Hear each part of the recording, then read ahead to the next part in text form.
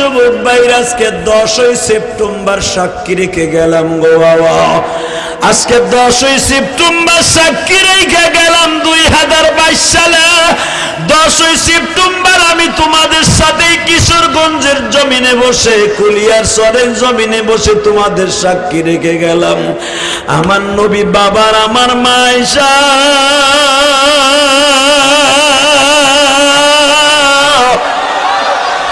জাহান্নামের মধ্যে নামবে আর বলবে, নবীজি কিশোরগঞ্জের আপনার ওই সন্তানগুলি কই, যারা 10ই সেপ্টেম্বর গরমের মধ্যে বসে নাস্তিকদের কপালে জুতার বাড়ি দেওয়ার জন্য তারা ময়দানে ইমানকে তাজা করছিল। আজকে তাদের চেহারা গুলো জাহান্নামের আগুনে জ্বলিয়া কয়লা হয়ে গেছে। আমি আয়েশা তাদেরকে জাহান্নামে রাইখে কোনদিন জান্নাতে থাকতে পারি না। কেন জানো? তাদের কণ্ঠের আওয়াজ আমি আয়েশার জান্নাতের কানে পৌঁছায় গেছে।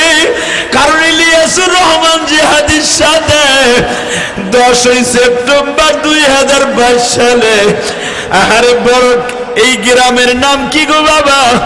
এই বরকাসর মাহফিলে বসে গরমের ভিতরে তারা আমি আয়েশার চরিত্রের পরে যারা কলঙ্ক দিছিল, তাদের কপালে জুতার বাড়ি দেওয়ার জন্য তারা চোখের পানি ফেলা ইমানকে তাজা করছিল। ভাগ্য বলে তাদের নসিব হয়ে গেছে জাহান্নামী স্থান। আমি আয়েশা তাদের জাহান্নামের মধ্যে থেকে না উঠাইয়া আমি জান্নাতে আর কদম দিতে পারি না। কথা ঠিক না বেটি? বছর বছর চলে যাবে, কেহ নাকি আসবে, সবাই তোমায় ভুলে যাবে, বন্ধু হবেন সে কে কে কে কে কে আল্লাহু আকবার বলো তো দেখে। আজকে বাংলাদেশে হক কথা বললে সে হয়ে যায় জিএমবি। কোন ইমাম সাহেব জুমার দিনে যদি হক কথা বলে সে হয়ে যায় জঙ্গি। কথা বলেন না কেন? জুমার সময় ইমাম সাহেব সুদের বিরুদ্ধে কথা কইছে, আসরে একটা চাকরি নাই, আছে না নেই? আপনাকে কিশোরগঞ্জে আছে কিনা জানি না, তবে আমার কেরানীগঞ্জে আছে। ভাই এই কোনার থেকে উঠা বসা করে কেন বুঝলাম না। পানি পড়ে, বালু, আরে ভাই কবরে মনে হয় আপনারা বীজ না দিব। মাশাআল্লাহ মাশাআল্লাহ, আসলে আপনারা খুব ভালো মানুষ রে ভাই। বালুর মধ্যে যারা বসবেন তাকে কবরে আল্লাহ ভালো করে দিতে পারে, পারে না? তাহলে আপনি এখন কইবেন, তাহলে আপনি যে বহেন না, এই কথা কইেন না, আমি আপনাকে মেহমান, ঠিক না বেঠিক? জোরে কর, আরো জোরে। এই আল্লাহ সব পারে না? পারে। আল্লাহু আকবার, আল্লাহু আকবার। আল্লাহ চোরের ওলি বানাই দিতে পারে, যুবকরে ওলি বানাই দিতে পারে। কথা কন। যে যুবকগুলা ওয়াজ দিচ্ছে, এই যে একটা ছেলে, তোমার নাম জানি কি? হ্যাঁ, শহীদুল্লাহ। ও যখন আমার বাড়িতে যায় কেরানীগঞ্জ, আমি বলছিলাম কিশোরগঞ্জ ওয়াজ নেই না, বলে হুজুর আমি আপনার অনেক ভালোবাসি, আমার এলাকার মানুষ অনেক ভালোবাসে। আমি দেখলাম আসলে আপনারা আমার ভালোবাসেন, তা নাহলে এই গরমের ভিতরে বালুর মধ্যে বয়ে থাকতেন না। আমি আল্লাহর আজকে বলে গেলাম, কিয়ামতের মাঠে যদি আল্লাহ আমারে মাফ করো, আমার এই দোস্তদেরকে এক করে দিও, কিন্তু শর্ত একটা, আমি যত সময় আলোচনা করবো একটা লোক উঠবেন না। রাজি আছেন সবাই? সবাই রাজি আছেন? আমি হাত তুলতে কিন্তু বলি নাই, এখন বলবো। সবাই রাজি আছেন? সবাই রাজি? তাহলে এবার আমি দেখবো সবাই রাজি আছেন তো। আল্লাহকে হাত উঠাই দেখেন তো কে কে রাজি নাই। হ্যাঁ ঠিক আছে।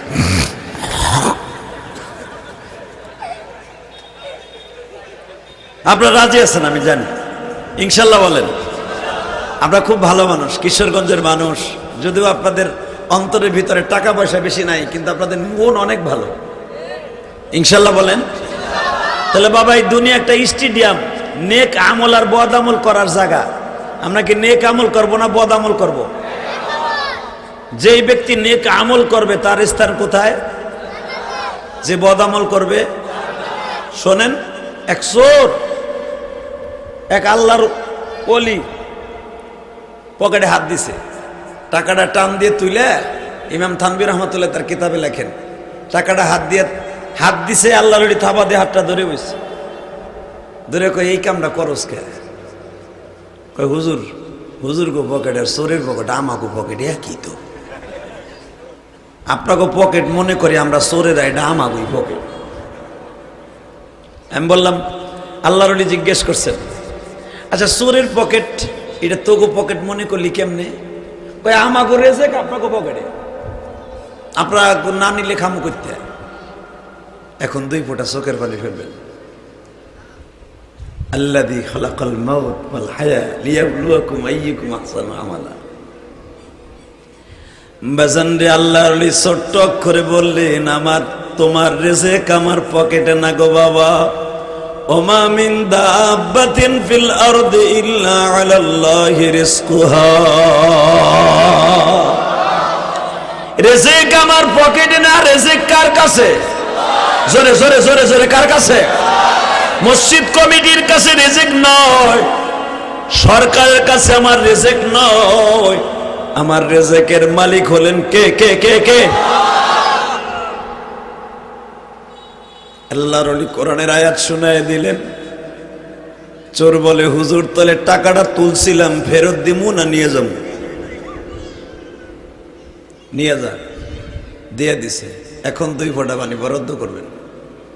বাবা 5 বছর পরে এই আল্লাহর ওলি হজে যায়, দেখে ওই চোরা কাবা ঘরের দরজা ধরে কান্তাছে। সুবহানাল্লাহ। আল্লাহর ওলি তো চেনে নাই, কিন্তু চোরে তো আল্লাহর ওলি ঠিকই চিনছে। এই যে আপনারা যারা আমার ওয়াজ শুনতে আসছেন, যদি 10 বছর পরে আপনার এলাকায় আসি, হয়তো আমি আপনারে চিনবো না, কিন্তু আপনি আমারে চিনবেন, ঠিক না বে ঠিক? বাজান রে, যখন দেখা গেল আল্লাহর ওলিও তপ করতেছে, ওই চোরাও তপ করতেছে, কাবা ঘরের নিচে দাঁড়ায় দরজা ধরে কান্দে, হঠাৎ করে আল্লাহর ওলির চেহারার দিকে তাকায়া চোখের পানি ছেড়ে দিয়া বলে, ও আল্লাহর ওলি,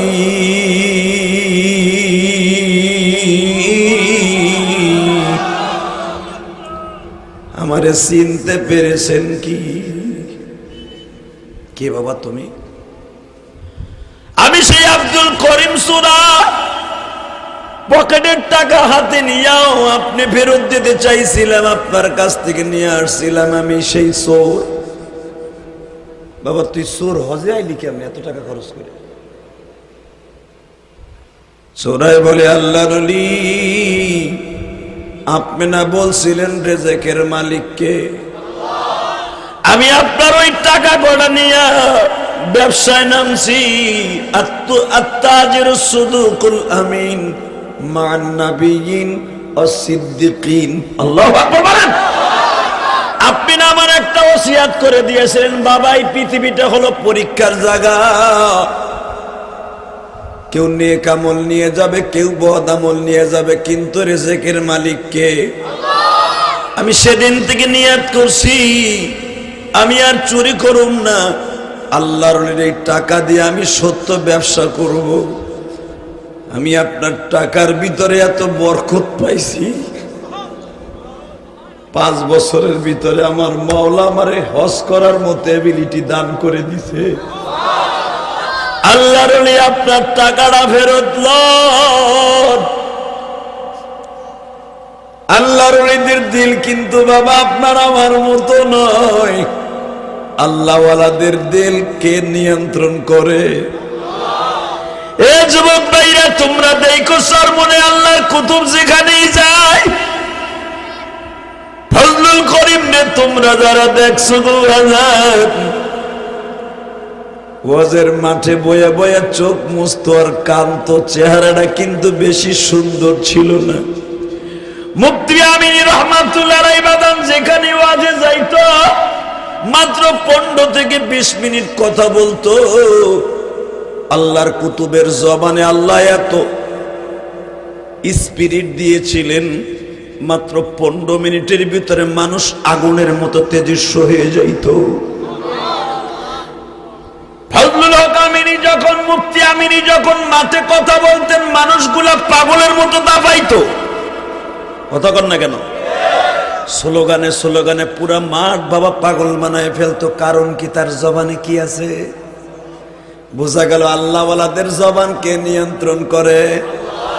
পৃথিবীর কোন নাস্তিক আল্লাহওয়ালাদের জবানকে বন্ধ করতে পারে নাই, পারবে না। কথা বলতে হবে।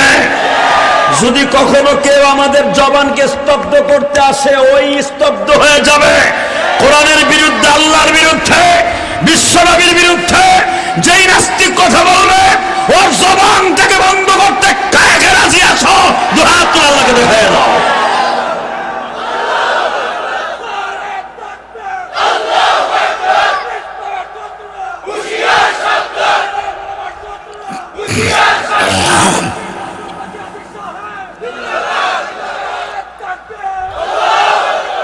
মারহাবা বলেন। কিশোরগঞ্জের মানুষের ইমানের স্পিরিট আছে না নাই? কারণ এটা হলো প্রেসিডেন্টের এলাকা, আর আমিও প্রেসিডেন্টের এলাকা। শুধু একটা কথার উত্তর দিতে হবে, এই জমিনের মালিককে। যারাই পৃথিবীতে আল্লাহর সাথে লড়ছে, ওরাই মরছে। কথা ঠিক না বেঠিক? যারাই বিশ্ব নবীর বিরুদ্ধে কথা বলছে, ওরাই মরছে। শুধু আমার দিকে তাকান, কোনো দিক তাকাবেন না। তাহলে পৃথিবীতে সুন্দর কাজ করতে নিয়ত আছে না নাই? ওই সূরারে আল্লাহর কুতুব বুকের মধ্যে চাইপে ধরে বলে, বাবারে তোর টাকা আমি ফেরত নেবো না, কিন্তু একটা জিনিস আমার দিতে হইব।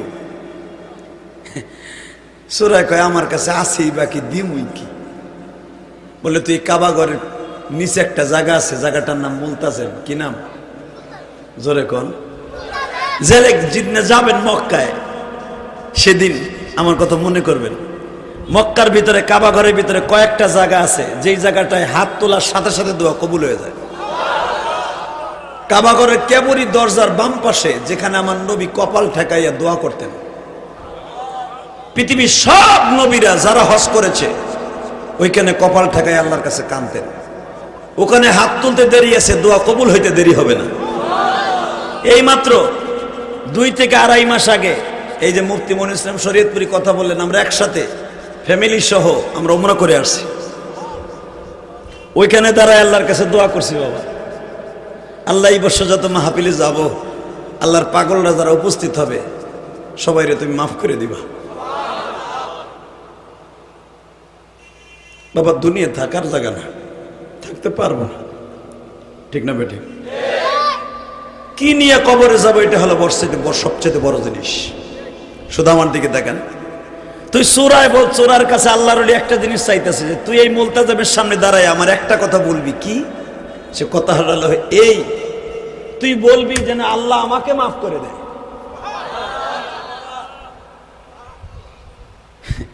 আচ্ছা এখন আপনারা একটা আমার কথার উত্তর দেন। সূরারে কইতাছে আল্লাহর ওলি তুই কবি যেন আমারে মাফ করে দেয়। সূরায় কয় হুজুর আমি কমই বা কেমনে, আর আপনারে মাফ করার কথা কম, আপনি তেমনি মাফ। তাহলে আপনি কি দোয়া করে দিলেন আমি হজাইতে পারলাম? আল্লাহর ওলি বলতেছে, বাবারে তোরে যদি আল্লাহ কবুলই না করতো, হজ করতে আসার সুযোগ দান করতো না। কথা ঠিক না বেটি? বাজান দেবার আমার দিকে তাকান, আমার নবী বলেছেন মুলতাজামের সামনে দাঁড়ায় যারা দোয়া করবে তাদের দোয়াই কবুল হয়ে যাবে। এ যুবক ভাইরা, তোমার মতো যুবক পারবে সমাজকে পরিবর্তন করতে, তোমার মতো যুবকই পারবে সমাজটারে সুন্দর করতে, তোমার মতো যুবকই পারবে গাঞ্জা মুক্ত করতে, তোমার মতো যুবকই পারবে সমাজটাকে নামাজি বানাইতে। কথা ঠিক না বেঠে? আজকে এই যুবকদের হাতে তুলে দিচ্ছে অস্ত্র, এই যুবকদের হাতে তুলে দিচ্ছে বাজান বড় বড় নেতারা নেশা দ্রব্য।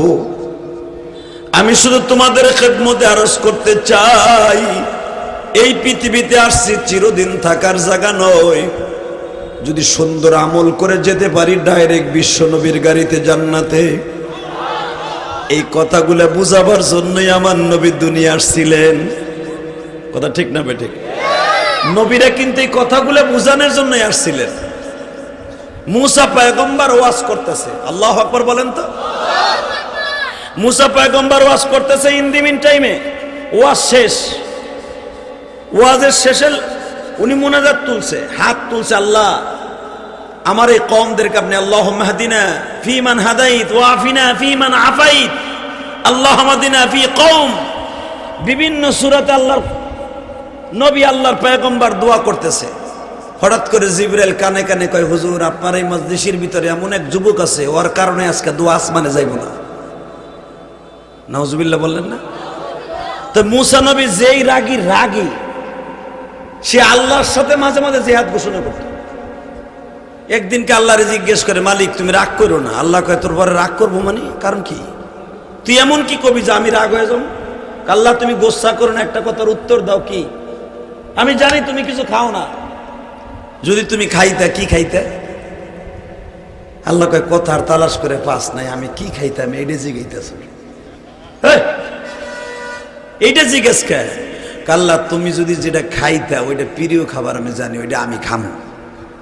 তুমি তো খাও না, আমি খামো। আলহামদুলিল্লাহ বললেন না? ভাই গাড়ি যেন কোনো ডিস্টার্ব না হয়, গাড়ি যাইতে আপনাদের ডিস্টার্ব হলে এটা ঠিক হবে না। অতএব গাড়িগুলো সুন্দরভাবে যেতে দেন, জোরে কোন আমিন। তো মুসা পয়গম্বরের প্রশ্নের উত্তর যখন আল্লাহ দেয় না, জিজ্ঞেস কয় আল্লাহ একটা কথা কই, রাগ করো না। আল্লাহ কয়, আবার কি রাগ করবো না? কও না কাজে তুমি খাইলে কি খাইতা? আল্লাহ বললেন, মুসা আমি খাইলে দুধ খাইতাম। আসলে আপনাকে কষ্ট হয়ে গেছে, আর মাত্র 15 মিনিট কথা কম। আরে আওয়াজ নাই তো, গরমের ভিতরে আওয়াজ হইব না? জানি আপনাকে মন অনেক ভালো। আল্লাহ এটা কথা কই, দুধ খাইতে কে? আর কোনো খাবার নাই? মধু তো ভালো জিনিস, দুধ খাইতে কে? আল্লাহ বলে, মুসা রে এই দুধ দিয়ে আমি হাউজে কাউসার বানাবো। মুসা আলাইহিস সালাম বলে, আল্লাহ এই হাউজে কাউসার কারে খাওয়াইবা?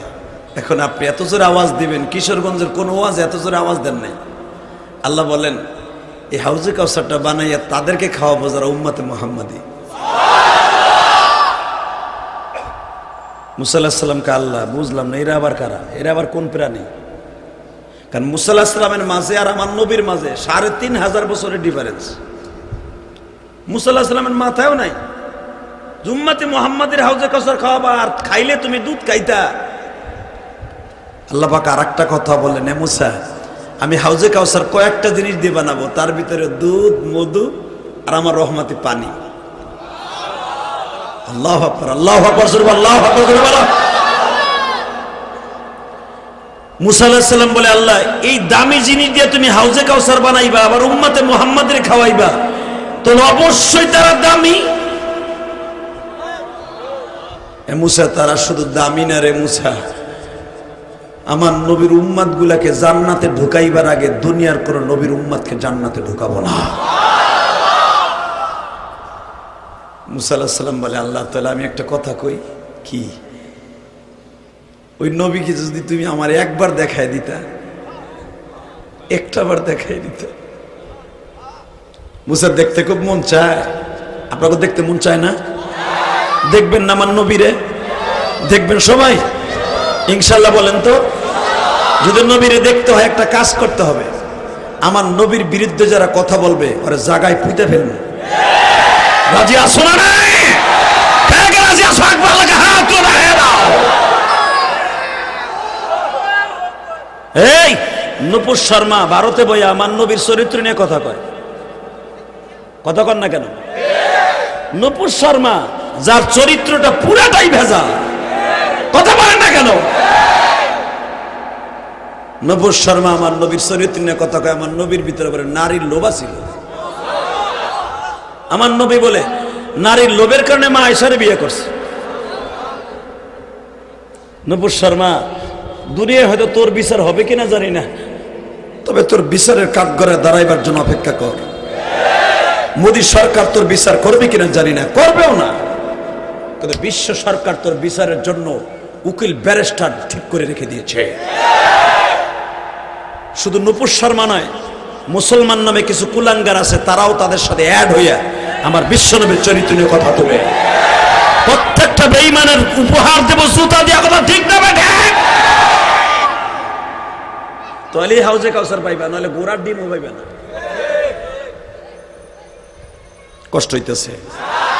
মুসা আলাইহিস সালামের ভিতরে লোভ জেগে গেছে, আল্লাহ তোমার কাছে একটাই দাবি, এত দাম যখন ওই নবীর উম্মতের, তাহলে আমার নবুয়তির দরকার নাই, ওই নবীর উম্মত বানাই দাও।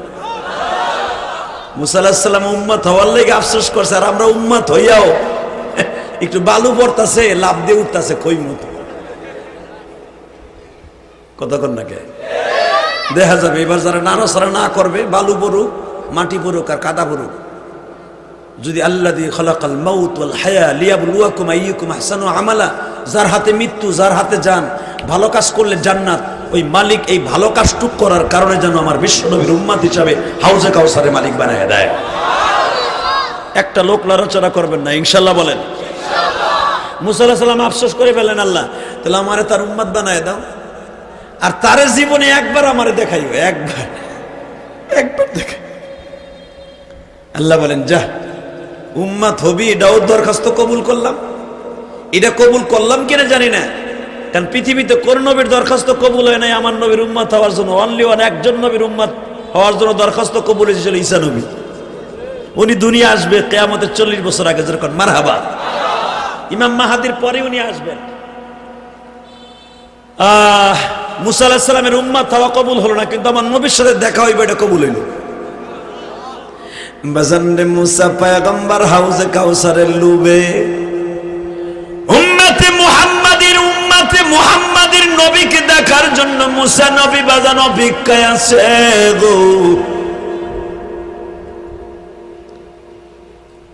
রজব মাসের 27 তারিখ, এই পৃথিবীর সময় বাবা রাত 1টার সময় মুসা পয়গম্বরের সাথে আমার নবীর 6ষ্ঠ আসমানে দেখা।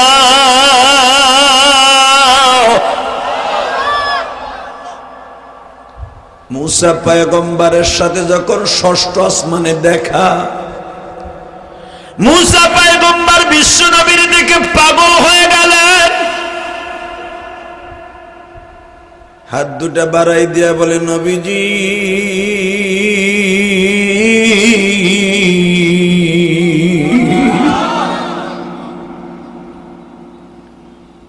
আমি হাজার হাজার বছর আপনার জন্য অপেক্ষা করতেছি, শুধু আপনার এই রহমতি বরকতি কুদরতি চেহারাটা দেখার জন্য। আমার নবী বলেন, মুসা রে, আমিও তোমাকে দেখার জন্য এত বছর পর্যন্ত অপেক্ষা করতেছি। যত নবীর সাথে আমার দেখা হইল, আমি নবী তো ইমামুল মুরসালিন হইলাম বাইতুল মুকাদ্দাসের সামনে। এত নবী আমার সাথে মুসাবা মুনাকা করলো, সবার মাঝে আমি তোমার চেহারাটা খুঁজতেছিলাম। মুসা পয়গম্বর বলে, নবীজি আমি আপনার সাথে একটু কোলাকুলি করতে চাই। দিলটা নরম করে বাবা দেখায় দিবা, 2 ফোঁটা পানি দিয়ে আমার আল্লাহরে দেখায় দিবা। মালিক, মুসা পয়গম্বর যদি আমার নবীর বুকে নিয়ে কাঁদতে পারে গো, আমার নবীর কাছে উম্মত হওয়ার জন্য দরখাস্ত সাবমিট করতে পারে, আমরা বিনা দরখাস্তে উম্মত হয়ে গেছি, আমাদের মতো দামি মানুষ আর হতে পারে না। ঠিক না বেঠিক? মুসা পয়গম্বর জিজ্ঞেস করলেন, হুজুর আমি আপনার সাথে একটু কোলাকুলি করব, এবার আওয়াজ দিবা। মুসা পয়গম্বরের বুক আর আমার নবীর বুক একসাথে অ্যাডজাস্ট। মুসা নবী কিন্তু আমার নবীর চাইতে লম্বা ছিলেন, মারহাবা বলেন। কিন্তু এখানে একটা মুজিজা আমার নবী যতটুকু লম্বা ছিলেন, মুসা নবী কিন্তু তার চাইতে বেশি লম্বা। কিন্তু দেখবেন একটা লম্বা মানুষের সাথে যদি একটা খাটো মানুষ কোলাকুলি করে, সে কিন্তু তার নিচে পড়ে যায়। কথা কর না কে? আমার আল্লাহ বলেন, মুসা রে, আজকের দিনের জন্য তুই আমার নবীর সমসমান হয়ে যাবে। তুই আমার নবীর উপরে থাকবে, এটা আমি আল্লাহ চাই না। আরে যেই নবী একটা সেকেন্ডে 1 মিনিট কোলাকুলি করবে, 2 জনকে 2 রকম দেখা যাবে, এটা আল্লাহ বরদাস্ত করতে পারে না। আমার ওই নবীরে গালি দিবে, এটা বুঝে আল্লাহ বরদাস্ত করবে। কথা বলেন না কেন? সে যত বড় ক্ষমতার মালিক হোক, ওর বিচার হবে হবে হবে হবে হবে। এবার আওয়াজের জন্য রেডি হন। আরে এই মানুষটার গালি দেশ। আমার নবী বলে মা আয়েশারে বিয়ে করছে নারীর লোভের কারণে। নাউজুবিল্লাহ, যারা আসতে কইবা বাতের রোগে ধরবো।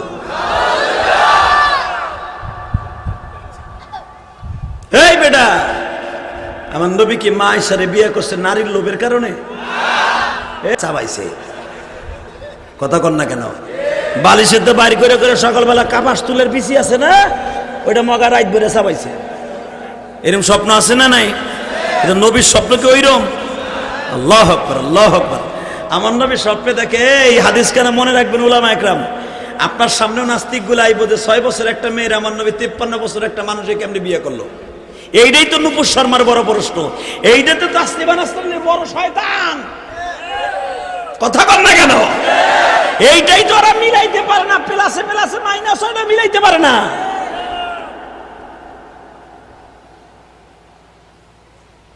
কিন্তু আমার কাছটা মিলাই নিয়ে যান আজকে। 53 বছরের নবী আমার, 6 বছরে আয়েশা নবী ঘুমের ভিতর স্বপ্নে দেখে আমার বালিশের পাশে সুন্দরী টুকটুকি জান্নাতি একটা রমণী, কি সুন্দর চেহারা, জান্নাতের একটা গোলাপ ফুলের মতো একটা মেয়ে আমার পাশে বসে আছে। নবী ঘুমের ভিতরই প্রশ্ন করলেন, তুমি কে? সে জিজ্ঞেস করতেছে, আমি আবু বকর বিনতে আয়েশা, আয়েশা বিনতে আবু বকর। নবী আমার বলে, তুমি ছোট্ট মানুষ, তুমি আমার কাছে কেন? কারণ আল্লাহ রাব্বুল আলামিন আমাকে আপনার বিবি বানাবেন। কিন্তু আয়েশা তো রয়েছে আবু বকরের ঘরে, আবু বকরের বাড়িতে, কিন্তু এখানে জান্নাতে একটা রমণীর ভেষ ধরায় আয়েশার সুরাত দিয়ে আমার আল্লাহ আমার নবীর বালিশের কাছে বসাই দিচ্ছে। এখন দিলটা নরম করবেন। এখন বলেন, নবী ঘুমের থেকে ওঠার পরে নবীর ঘুমও তহি, এটা তো আপনার আমার ঘুম না যে বালিশের তুলে চাবাই এখন কলুই চাবাইতেছেন, বিস্তার চাদর চাবাই রুটি খাইতেছেন। না রে বাবা, আমার নবীর ঘুমও তহি। ওলামা একরাম মনে রাখবেন এই হাদিস কেনা। নবী ঘুমের থেকে উঠাই আবু বকরের বাড়িতে দৌড়ে গেছে। আবু বকর রে, এটা কথা বললে কি রাগ করবা? আবু বকর বলে, ইয়া রাসূলুল্লাহ, আপনার জন্য আমার জীবন যৌবন সব রেডি। নবীজি বলেন, তো এমন কি কথা আমি আবু বকর শুনলে আপনি মেনে নিতে পারবো না? আবু বকর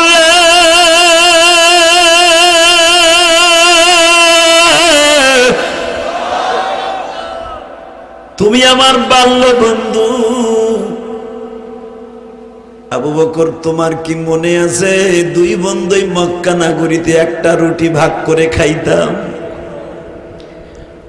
আমার মা ইন্তেকালের সময় আমার বয়স 6 বছর 3 মাস 10 দিন, তোমার বয়স ছিল 4 বছর 3 মাস 10 দিন। আবু বকর, তুমি আর আমি 2 বছরের ছোট বড় বন্ধু। আমি আমার মায়ের আদর পাইবার জন্য কত আফসোস করছি।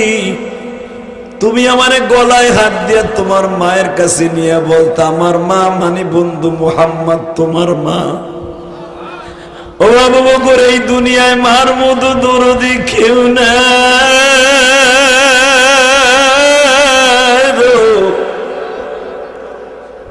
তোমার মা আমার সন্তানের মতো আদর করতো গো আবু বকর।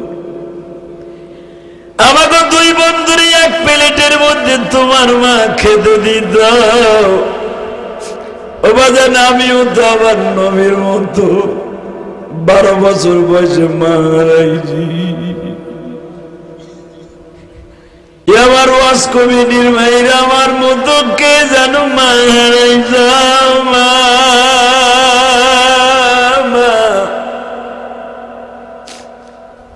আমার নবী জীবনে মায়ের ওয়াজ করলে নিজের ঠিক রাখতে পারতেন লাগো।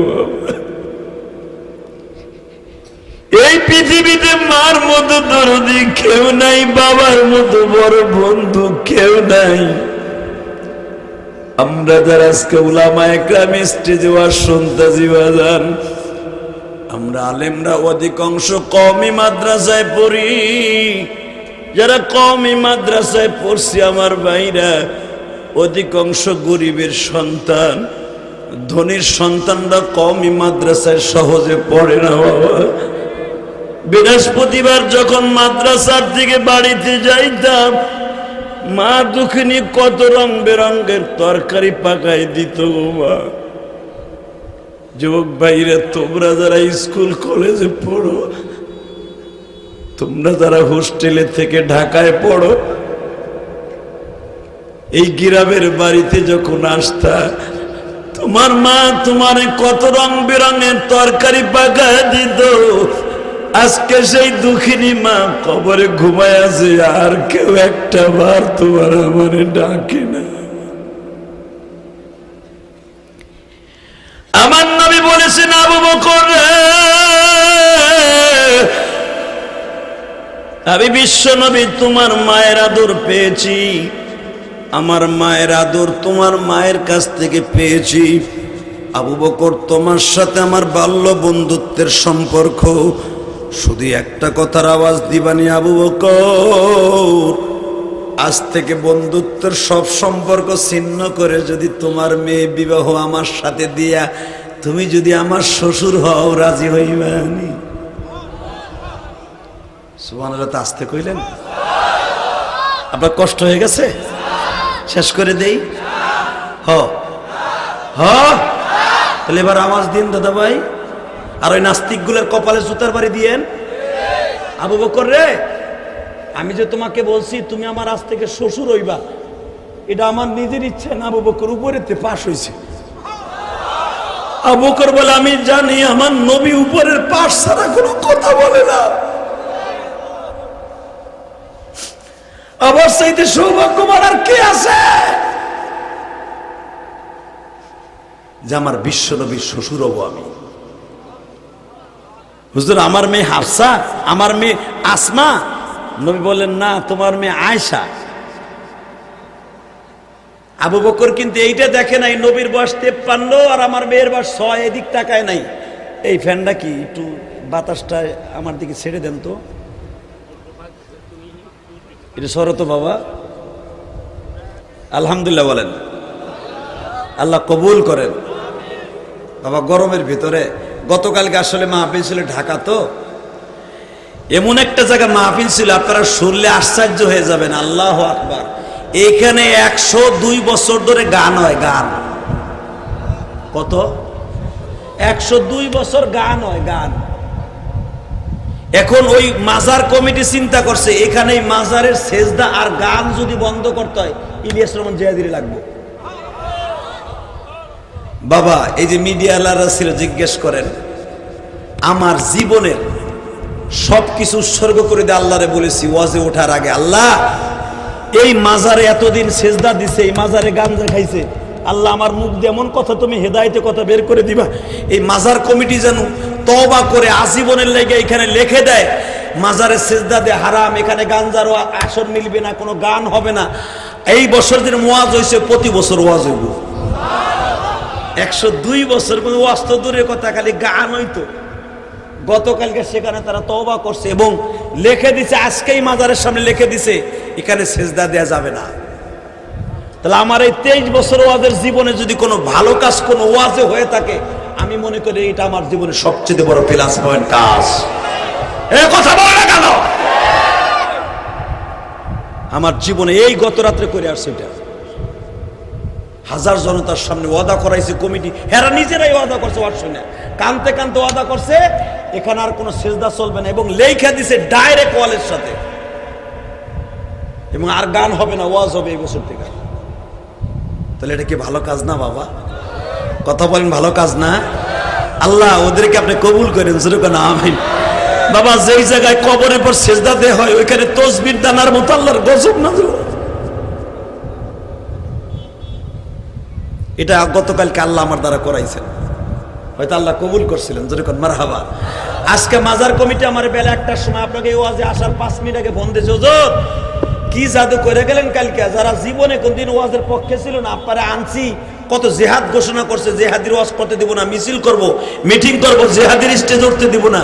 হেরা কালকে ওয়াজ শুনে বলতেছে, দূরে বই ওয়াজ শুনছে, আর কোনো গান বাদ্য হবে না, ওয়াজ হইব। পুরা এলাকা ধন্য ধন্য হয়ে গেছে, হুজুর কি জাদু করে গেলেন কালকে। সবকিছু করার মালিক কে বাবা? ওই যে আল্লাহ দিয়ে খালাকাল মাউতা ওয়াল হায়াতা লিয়াবলুয়াকুম আইয়ুকুম আহসানু আমালা। কষ্ট হইতেছে? তাকান এদিকে।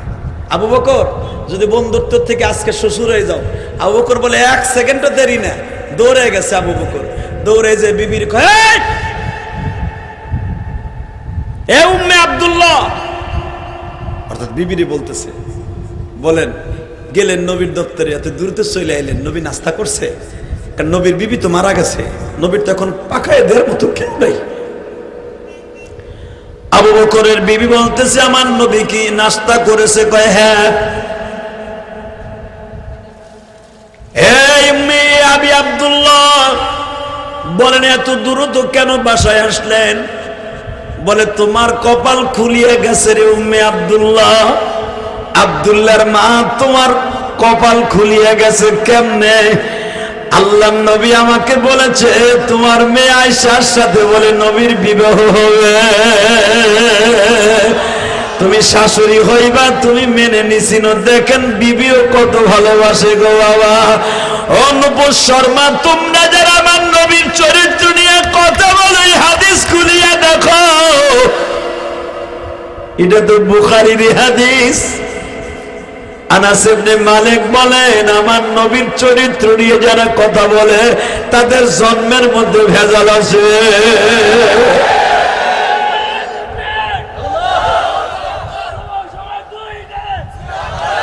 হে যুবক ভাইরা, শুধু আমার দিকে তাকাও, আমার নবীর জন্য শুধু ঈমানটাকে তাজা করো। আবু বকর বিবির যখন বললেন তোমার মেয়ের সাথে আমার নবীর বিবাহ হবে, 6 বছরের আয়েশা মা কিন্তু এইটা কোনোদিন চিন্তাও করলেন না। 1 মিনিটের ভিতরে সিদ্ধান্ত দিয়ে দিলেন, আমি আবু বকর,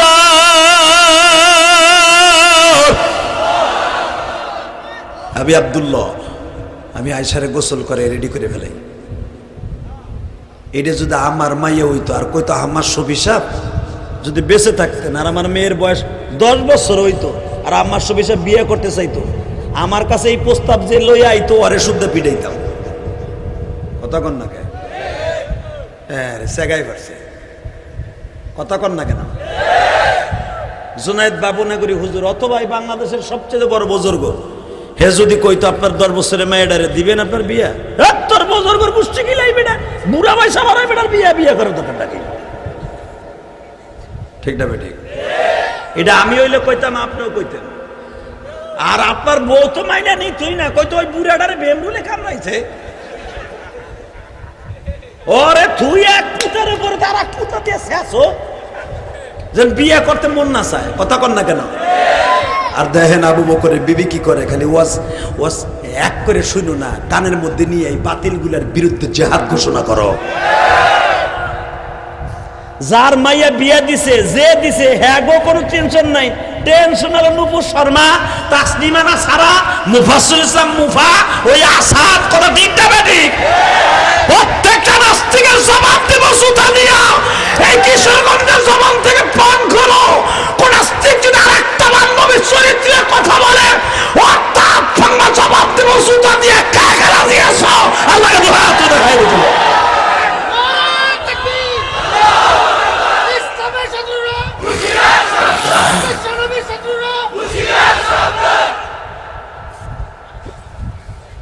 আর আরেকটা কথা এনে মিলাবেন, নাস্তিকদের 2 গালে জুতা মারো তালে তালে। আমি একটা তাকবীর শিখিয়ে দেই, মনে থাকবো? লিল্লাহে তাকবীর, আল্লাহু আকবার। এই আওয়াজ ওই এক বুড়া চাচা, হ্যাঁ এ চিন্তা করছে চিল্লানি দিব আর আগ করে মরে যাবো, আমার বুড়ির অবস্থা কি হইল? ওই বেটা বুড়ির কথা বাদ দাও, আওয়াজ দাও বিশ্ব নবীর পক্ষে জোরে। লিল্লাহে তাকবীর, আল্লাহু আকবার। লিল্লাহে তাকবীর, আল্লাহু আকবার। আল কোরআনের আলো, বিশ্ব নবীর শত্রুরা,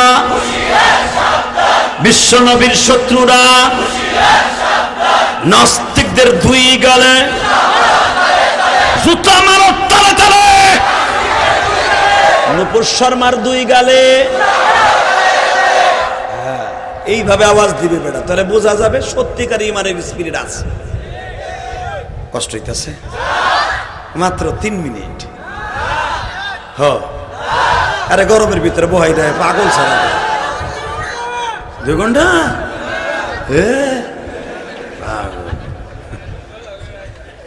রেডি? আরে ভাই, তুমি তোমার রাজনীতির কারণে আমার বিশ্ব নবীর চরিত্র নিয়ে কথা বলতে পারো। আমার নবী আমার জানের নবী, আমার নবী আমার প্রাণের নবী, আমার নবী আমার কলিজার নবী। আমার নবীর চরিত্র নিয়ে কথা বললে, আমি মোল্লার চরিত্র নিয়ে কথা বললে মেনে নিব, নবীর চরিত্র নিয়ে কথা বললে জাগায় পুঁতে ফেলবো। করি আওয়ামী লীগ করলাম, করি বিএনপি করলাম, রাজনীতির জায়গায় রাজনীতি। আমার নবী এবং আল্লাহকে নিয়ে কোনো রাজনীতি নেই। যেই বলবি তার জবানের পরে জুতার বাড়ি দিয়ে সোজা করে দিব। কি আমার সাথে রাজি আছেন না নাই? রাজি আছেন তো ইনশাল্লাহ? জানি আপনারা খুব ভালো মানুষ, গোপালগঞ্জের মানুষ আর কিশোরগঞ্জের মানুষ খুব ভালো মানুষ। দেয়া শীতি চালাই 2 গঞ্জে, কথা বল না কে? গোপালগঞ্জের প্রধানমন্ত্রী, কিশোরগঞ্জের প্রেসিডেন্ট, রাষ্ট্রপতি, ঠিক না বেটি? দেয়া শীত 2 গঞ্জে, ইনশাল্লাহ বলেন। তো ভয় কিসের? ভয় করতে হবে কারে? পৃথিবীর কোন নাস্তিককে নয়। দেখেন, যারা মাইয়ে বিয়ে দিল হ্যাগো ভিতরে কোনো ইখতিলাফ নাই, ইখতিলাফ হইতেছে আর এক নর্তকী, কথা কন না? আবু বকরের বিবি উম্মে আব্দুল্লাহ আয়েশারে মাত্র কয়েক মিনিটে গোসল করাই দিলেন। গোসল করাইয়া 3 পিসটা পরাইয়া আয়েশার কানে কানে বললেন, জিজ্ঞেস করলি না মা তোর কেন গোসল করাইলাম? মা আমি জানি আমার মা কোনোদিন আমি আয়েশারে কোনো খারাপ অ্যাটেনশন করার জন্য প্রস্তুত করবে না। মা আমার মা খুব ভালো মানুষ, আমার আব্বাও ভালো মানুষ। মা তুই যখন জিজ্ঞেস করস নাই তাহলে বলে নেওয়া ভালো, তোর সাথে একটু পরে আমার বিশ্বনবীর বিবাহ হবে। আল্লাহ সুবহানাল্লাহ, যারা আসতে কইছে। নবী আমার বাবা, মা আয়েশা আমার মা। মার বাপের বিয়ের কথা শুনে যদি আপনি আসতে বলেন, আমার মনে আল্লাহও খুশি না। আরে বাজানরে, মা আয়েশা সিদ্দিকা রাদিয়াল্লাহু তাআলা আনহার মতো ওই জামানায় বড় কোনো মুফতি কেউ দুনিয়ায় ছিল না। কিশোরগঞ্জের যুবক ভাইরা, আজকে 10ই সেপ্টেম্বর সাক্ষী রেখে গেলাম গো বাবা। আজকে 10ই সেপ্টেম্বর সাক্ষী রেখে গেলাম 2022 সালে। 10ই সেপ্টেম্বর আমি তোমাদের সাথে কিশোরগঞ্জের জমিনে বসে, কুলিয়ার সরের জমিনে বসে তোমাদের সাক্ষী রেখে গেলাম। আমার নবী বাবার, আমার মা আয়েশা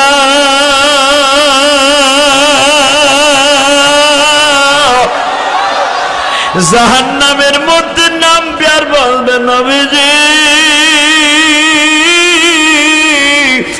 কিশোরগঞ্জের আপনার ওই সন্তানগুলি কই, যারা 10ই সেপ্টেম্বর গরমের মধ্যে বসে নাস্তিকদের কপালে জুতার বাড়ি দেওয়ার জন্য তারা ময়দানে ঈমানকে তাজা করছিল। আজকে তাদের চেহারা গুলা জাহান্নামের আগুনে জ্বলিয়া কয়লা হয়ে গেছে। আমি আয়েশা তাদেরকে জাহান্নামে রাইখে কোনোদিন জান্নাতে থাকতে পারি না। কেন জানো? তাদের কণ্ঠের আওয়াজ আমি আয়েশার জান্নাতের কানে পৌঁছায় গেছে। কারণ ইলিয়াসুর রহমান জিহাদির সাথে 10ই সেপ্টেম্বর 2022 সালে, আরে বড় এই গ্রামের নাম কি গো বাবা? এই বরকার শর্মা বিলে বসে গরমের ভিতরে তারা আমি আয়েশার চরিত্রের পরে যারা কলঙ্ক দিছিল, তাদের কপালে জুতার বাড়ি দেওয়ার জন্য তারা চোখের পানি ফেলা ঈমানকে তাজা করছিল। ভাগ্য করে তাদের নসিব হয়ে গেছে জাহান্নামী স্থান। আমি আয়েশা তাদের জাহান্নামের মধ্যে থেকে না উঠাইয়া আমি জান্নাতে আর কদম দিতে পারি না।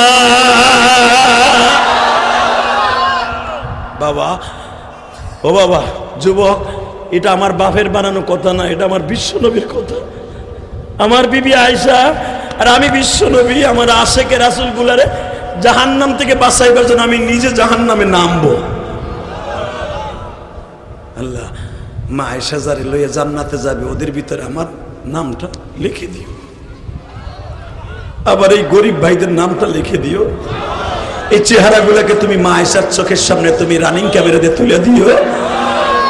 আল্লাহ আবার এই বাবাজিদেরকে মাফ করে দিও, এই যুবক ভাইদেরকে কবুল করে নিও। এরা তোমার নবীর আশিক, মা আয়েশার আশিক। আমার নবীর চরিত্রে যারা কথা বলে এরা আওয়াজ দিচ্ছে আল্লাহ আজকের মাহফিল সাক্ষী রয়ে গেল, এদের মা বাবা সহ সবাইকে তুমি মাফ করে দাও।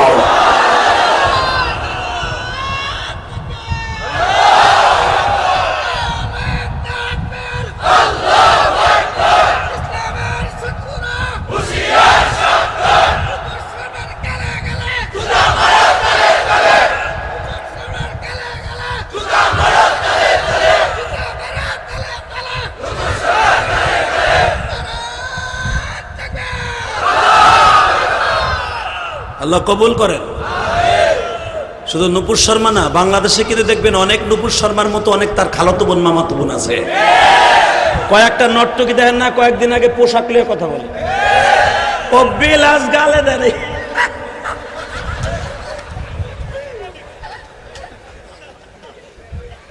আবার আমার শাশুড়ি শেখ হাসিনা কয় ইফটিজিং করলে বলে আমাকে 6 মাসের জেল। এ ও বিলাস সারা ও রাস্তায় নামে পোশাকের বিপক্ষে মিছিল করে। আল্লাহ, ও আবার কয় আমাকে দিক তাকাইব কে? আম গাছে আম পাকবে, বড়ই পাকবে, পোলাপান ঢিল মারবে না। বাজা মাছ ভাইজা বিড়ালের কাছে রাইখা যদি কন তুই আমার দুলাভাই লাগস, খাইস না। কি কব, বোকার শহরে আমরা পাইছে, আমাকে পাইছে বলত, এই সমস্ত নর্তকীরা পাইছে আমাকে বলত, আমাকে বিরুদ্ধে দেখবে না। আরে বাইরে আমার মা বোনদের আসল পোশাক হইতেছে তাদের জামা কাপড়, বোরকা। ওয়াকারনা ফি বুয়ুতিকুন্না ওয়ালা তাবাররাজনা। উলামা একরাম ভুলে গেছে মনে কোরআনের আয়াত, তাবাররুজাল জাহিলিয়াতি। আল্লাহ পাক কোরআনে কি কইছে? হাদিস বাদ দিলাম। এই সেরি, তুই তো আমার ছোট বোনের চাইতে ছোট ছোট। তোকে মতো যারা খারায় রাস্তায় দাঁড়ায় কস আমরা চলবো বেলাসার, আমরা চলবো স্বাধীনতা পোশাকে, চল গা। আরো কিছু চালাগাতা তামাক কিছে, কিন্তু এটা 95% মুসলমানের দেশে অশ্লীল ভাবে চলবি। আওয়ামী লীগ বলো, বিএনপি বলো, আমার কোন কলিজার টুকরা ভাইরা মেনে নিবে না। নারীর স্বাধীনতা মানে পোশাকের দিক দিয়ে এইটা স্বাধীনতা না যে অশ্লীল ভাবে রাস্তা দিয়ে চলবি আর আমার যুবক ভাইরা তোকে সালাম দিব। কথা কর না কেন? আল্লাহ তোরে হেদায়েত নসিব করুক, জোর করে আমিন। আমি জানি না ও মুসলমান কিনা, ওর নাম কি তাও জানি না। শুধু ফেসবুকে আমার একজন দেখাইলো আর খালি আফসোস করলাম যে আল্লাহ এই পোশাকে পরে আবার স্বাধীনতাও চায়, পোশাকের স্বাধীনতা। আল্লাহ ওরে তুমি হেদায়েত দাও। জোরে কর, আরো জোরে।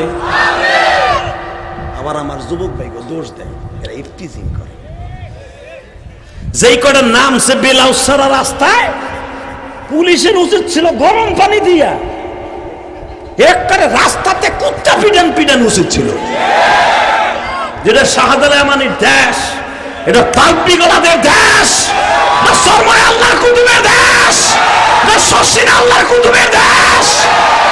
এই দেশে এখনো পর্যন্ত আমেরিকার স্টাইলে আসে নাই, রাস্তায় নাম তোর মাতারির ঘরের মাতারি।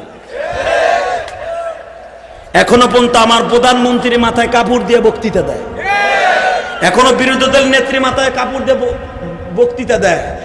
তারা পর্দার সহিত আসে, আর তুই বাইরে।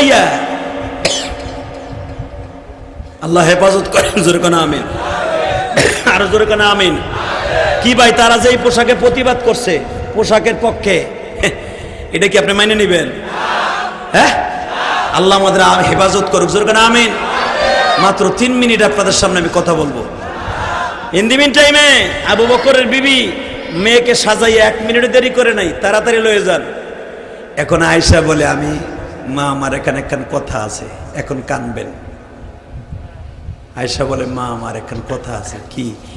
নবীর বয়স 53, আমার বয়স 6, তাতে বয়সের ডিফারেন্স কত হয় ভাই? তাড়াতাড়ি অঙ্ক দিয়ে যারা জানো 47 বছরের ডিস্টেন্স, কথা ঠিক না বেঠিক? যেখানে ওর দেখো না 3 ভাগের 1 ভাগও না, 47 বছর বয়সের ব্যবধান। এইটা নিয়েই তো নূপুর শর্মার মাথা নষ্ট, তাসলিমা নাসারাত এইটা নিয়ে মাথা নষ্ট। এই মুসলমানের পোলায় দিকে তাকান। মা আয়েশা বললেন, মা আমার এখানে কথা আছে, নবীর বয়স হলো 53, আমার বয়স হলো 6। মা আমি এই ডিটেল না মাইনা আমি নিব না রে। যা মায় কি কয় শোনেন, তোর মতো মেয়ের 2 টুকরা বানাই হলাম, আমি আর ওয়াজি করব না। আল্লাহুম্মা আমিন। রাখেন, ঠিক আছে রাখেন, এইবার লাস্ট চান্স। এই মায়ের সাথে সাথে বলতেছে, তোরে 2 টুকরা বানায় ফেলাবো, তোর মতো মেয়েকে মেরে ফেললে আমার আল্লাহ খুশি হবে, আমার নবীর অন্তরে দুঃখ দিতে আমি রাজি নয়। আর নবী যেটা বলে ওটা আল্লাহর পক্ষ থেকে রেডি হয়। আবু বকর শুনে কয়, কি বলছে, মেয়ে রাজি না? কয় না। আরে ওই ওরে বাসায় রেখে লাভ নাই, দে তোর বাড়ি 2 টুকরা করে ফেলবো। আয়েশা বলে, আব্বা আমি তো ওই বাগানেরই ফুল যেই বাগানের মালিক আমার বাবা। আমার বাবা যদি আমার নবীর জন্য কলিজাটা প্লেটে করে ভুনা করে সকালবেলা নাস্তা করতে দিতে পারে, আমি কি আমার নবীর জন্য পারি না বাবা? আমি পারি, কিন্তু আমার মনের কথাটা আগে শোনো বাবা। কি নবী আমার 53 বছরের নবী, আমি ছোট্ট আয়েশা, যদি কোনোদিন আমি আমার নবীর ঘরে যাই, আমি বয়সের ব্যবধানে আমার খেলার সংখ্যাটা একটু বেশি, আমি একটু খেলা করি বেশি, বাচ্চা স্বভাব আমার ভিতরে বেশি, আমি আমার নবীর কাছে ঘুমাইলে যদি আমার কদমটা আমার নবীর শরীরে লেগে যায়, বাবা গো তুমি যদি আমার নবীর ঘরে দেও গো বাবা, আমার কদম আমার পাওটা যদি আমার নবীর শরীরে লেগে যায় গো বাবা, কিয়ামতের মাঠে যদি আল্লাহ জিজ্ঞেস করে, আয়েশা রে, যারে আমি আল্লাহ বলেছিলাম ওয়ামা আরসালনাকা ইল্লা রাহমাতাল লিল আলামিন,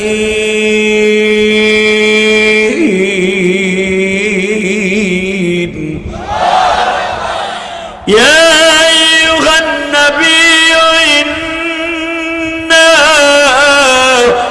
আরসালনাকা শাহিদান ওয়া মুবাশশিরান ওয়া নাযীরা ওয়া দা'iয়ান ইলাল্লাহি বিইذনিহি ওয়া সিরাজাম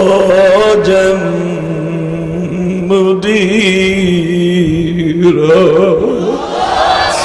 আল্লাহ যারে আল্লাহ আব্বা যারে আল্লাহ সিরাজ বানাইছে, বাতি বানাইছে, এই দুনিয়ার আলো, ওই আলো নবীর গায়ে যদি আমার কদম লাইগা যায় গো বাবা, আমি এই অপরাধের শাস্তি বলার কি জবাব দিব?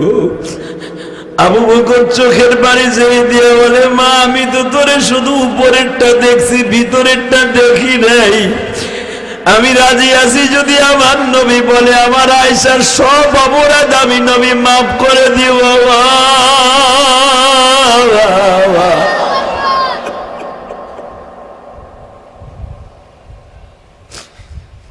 আবু বকর দৌড়ে যায় প্রস্তাবে রাজি হলেন, শর্ত নবী আমার আয়েশা কিন্তু ছোট মানুষ, আয়েশা তো এই কথার পরে রাজি হবে। আমার নবী বলে, ও আবু বকর তোমার আয়েশারে বলে দিও, আমার আয়েশা যত অপরাধী করুক রে আবু বকর, আমি বিশ্ব নবী আমার আয়েশারে মাফ করে দিব। বাবা কিতাবুল হিজরা বুখারীর হাদিসে দেখবেন, আমার নবী যেই রাত্রে হিজরত করবে, আমি আশিকে রাসূলদেরকে বলছি এখন 2 ফোঁটা চোখের পানি বরাদ্দ করবা। এই মাহফিলে কার জানো মা নাই, বাবা নাই গো বাবা, তোমার পাশে বসে তোমার চাচতো ভাই, মামাতো ভাই, খালাতো ভাই দাঁড়ায় দাঁড়ায় কান্দে, তুমিও তোমার মনকে বুঝায় বলো, আল্লাহ আমার জনম দুঃখিনী মাও তো কবরে, মা আয়েশার কথা শুনে আমিও কান্দি আমার মায়ের কবর আযাব মাফ করার জন্য। ও আমার এই গ্রামের বাইরা যারা ওয়াজ দিয়েছো, জানি না কার মা নাই বাবা নাই, তোমার চোখের বাড়ি যদি এখন মওলাই দেখে, তোমার গুনাহ বাপ, তোমার বাপ আমার গুনাহ বাপ।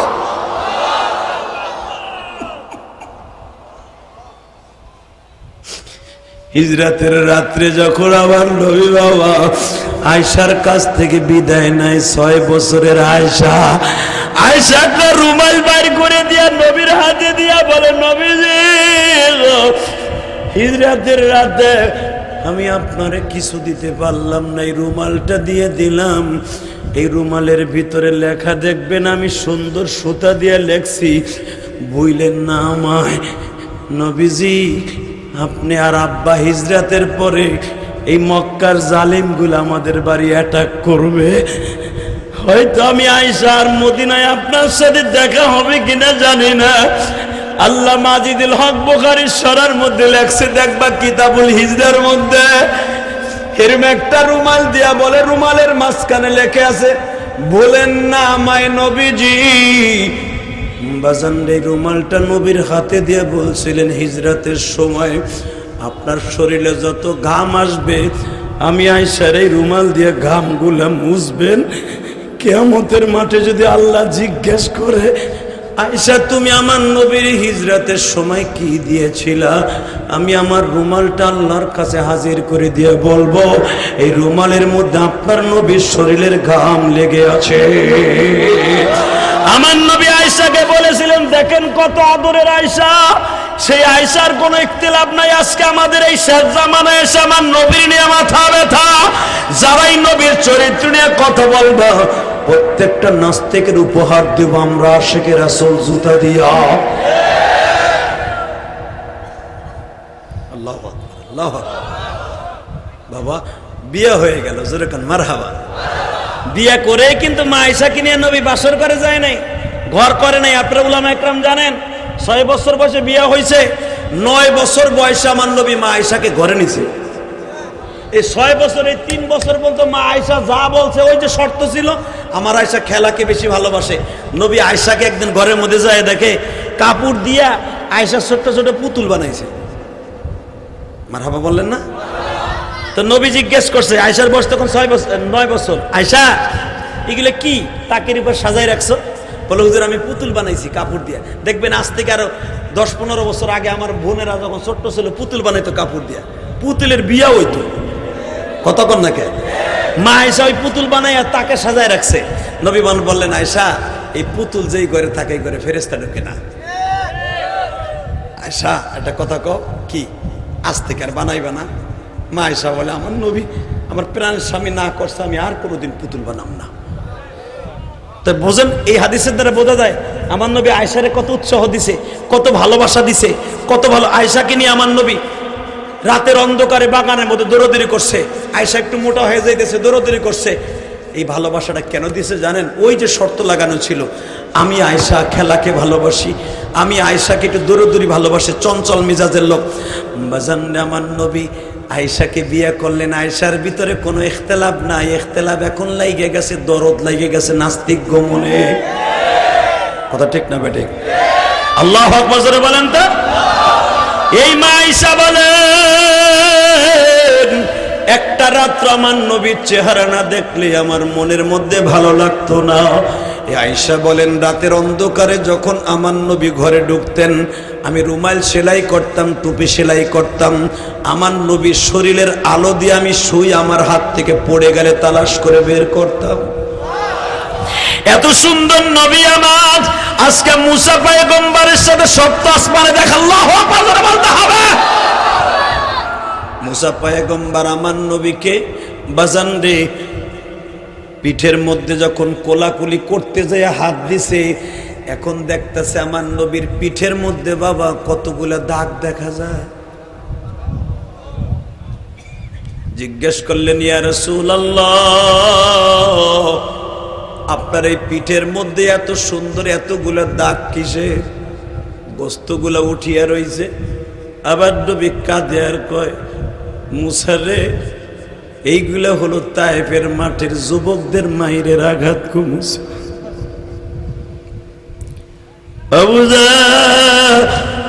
তায়েফের ছেলেরা 1 কেজি 1.5 কেজি 5 কেজি ওজনের এক একটা পাথর আমার শরীরে মেরেছে। তাদের পাথরের আঘাতে আঘাতে আমার পিঠটা ইনজুরি হয়ে ক্ষত বিক্ষত হয়ে গেছে। ও মুসা, আমি বার খেতে খেতে 3 বার বেহুশ হয়েছি। 4বারের বার হুশ ফিরে আসার পরে আমি জিজ্ঞেস করছি, তায়েফের ছেলেরা রে, তোরা আর আমারে মারিস না। এ আমার কিশোরগঞ্জের যুবক ভাইরা, কিয়ামতের মাঠে যখন তুমি আর আমি জাহান্নামের লাকড়ি হয়ে যাব, জাহান্নামের কাষ্ঠ হয়ে যাব, এখন শুধু আওয়াজ দিবা গো বাবা, চোখ ভরা পানি থাকবে। ওই জাহান্নামের আগুন থেকে বাঁচাইবার যত উম্মতে মুহাম্মাদিকে কোন রকম ভাবে আল্লাহ ফেরেশতারা কথা শুনবে না। বিশ্বনবীর টান দিয়া জামাটা খুলিয়াই বলবে, ও মালিক, যদি আমার উম্মতরে কোন ওসিলায় মাফ না করো, আমার তায়েফের মাঠের মাইরের ওসিলায় মাফ কইরা দাও। আবাজান যেই নবী উম্মতরে বাঁচাইবার জন্য জামাটা খুইলা পর্যন্ত চেষ্টা করবে, আমার ওই নবীরে যদি কেউ গালি দেয়, অন্তত সারা বাংলাদেশের মানুষ মেনে নিলেও কিশোরগঞ্জ আর গোপালগঞ্জ কেরানীগঞ্জের মানুষ মেনে নিবে না। রাজি আছো না নাই? কাকে রাজি আছো? আল্লাহকে দু হাত তুলে রাখবা, দেখায় দাও।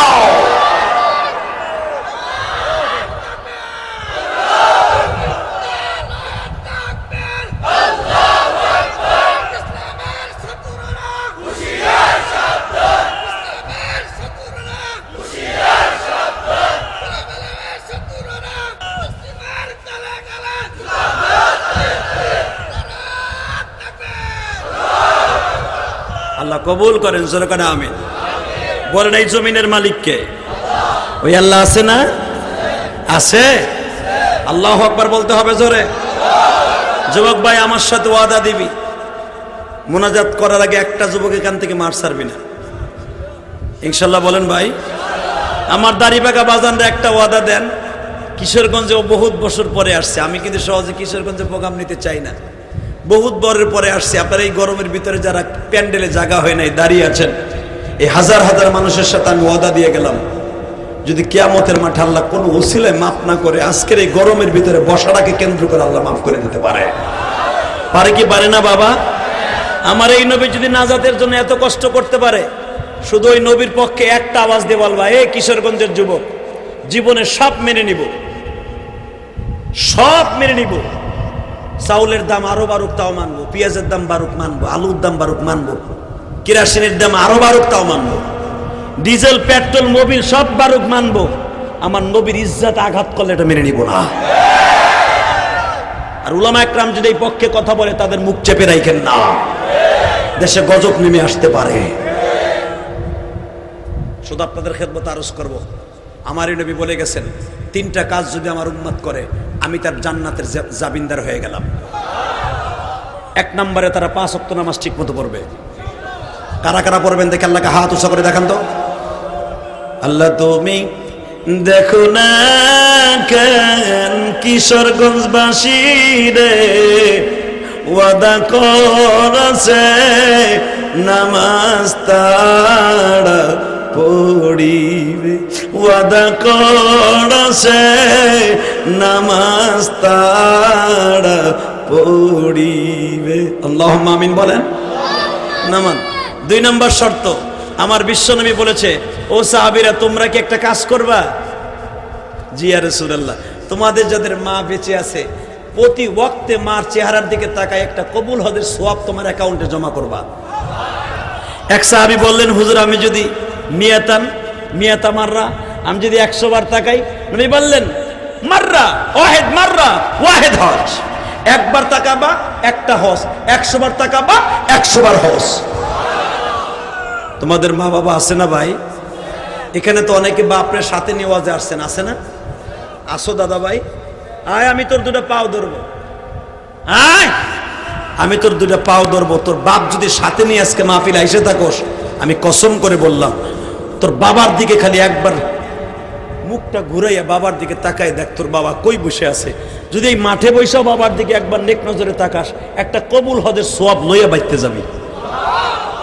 যদি কোনো মা বোন স্টেজে এসে থাকেন ওয়াজ শোনার জন্য, প্যান্ডেলের বাইরে কোনো মেয়ে যদি তার মার দিকে এখনই তাকায়, একটা কবুল হজের সওয়াব হয়ে যাবে। লাখ টাকা খরচ করে, এই লাখ টাকা খরচ করে হজ কবুল নাও হইতে পারে, কিন্তু আমার বিশ্ব নবীর কথা, মাররা মাররা মাররা, যতবার তাকাবা নাজ্জাতা নাজরান হাজ্জাতাম মাবরুরা, যতবার একবার তাকাবা একটা হজ্জে মাবরুর আল্লাহ নসিব করে দিবে। শুধু আমি তোমাদের খেদমতে আরজ করতে চাই, কবরবাসীদের উদ্যোগে মাহফিল যেই যুবকগুলো ওয়াজ দিয়েছেন, এই শহীদুল্লাহ, ওরে আমি খুব ভালোর ভাইয়ের মতো ভালোবাসি। আর বাবা মা আছে কিনা আমি জানি না, বাবা নাই, তোর মতো দুঃখ আর কি আছে বল? তোর বাবা যদি আজকে বেঁচে থাকতো, এই হাজার হাজার মানুষ তোর ডাকে সারা দিয়ে, তোর মতো যুবকের ডাকে সারা দিয়ে আসছে, তোর বাবা বেঁচে থাকলে বুকটা ভরে যেত আমার শহীদুল্লাহ। এই গরমের ভিতরে হাজার মানুষের জমায়েত করছে ইলিয়াস রহমান জিহাদি কি এনে, যাদের চোখ দিয়ে পানি পড়ছে, এই চোখের পানিগুলো ওর বাবা স্টেজে বসে দেখলে ওর বাবার বুকটা ভরে যাইত। তবে আমার বিশ্বাস আর বাবা কবরে বসে আজকে দেখবে, কথা ঠিক না বেঠিক? জোরে বলেন। যুবক, ইলিয়াস রহমান জিহাদির জীবনে কোনো আশা নাই, শুধু একটা আশা ছিল। আমার মা ইন্তেকালের আগে বলে গেছিল, ইলিয়াস রে, ও ইলিয়াস, আমি জানি তুই একদিন টাকার মালিক হবি, আমি জানি তুই একদিন টাকার মালিক হবি। আমার আলেম ভাইরা, আমি কিন্তু ধনী পরিবারের ছেলে না, আমি গরিব পরিবারের ছেলে। বাংলাদেশে দেখবেন যত বড় বড় সুপারস্টার বক্তা আছে, তাদের ব্যাকগ্রাউন্ড খুলে দেখেন, এমনও বক্তা বাংলাদেশে আছে, এখন তারা কোটিপতি হয়ে গেছে, কিন্তু এমনও বক্তা আছে দেখবেন বাংলাদেশে একটা লুঙ্গি পরে দাওরা হাদিস পড়ছে, একটা লুঙ্গি দুই ভাই মিলে পড়ছে। আমি ইলিয়াস রহমান জিহাদি, আমার জীবনে 100 গ্রাম কেরাসিন তেল কেনার মতো তৌফিক আমার ছিল না। এখন আপনারা ওই যে এই ছেলেটা শহীদুল্লাহ, ওর সাথে গেছিল যারা, আমাকে দাওয়াত দিতে, দেখে আসবেন, এই যে ও দেখে আসছে, ও কয়েকবার আমার মাদ্রাসায় গেছে দাওয়াত দিতে।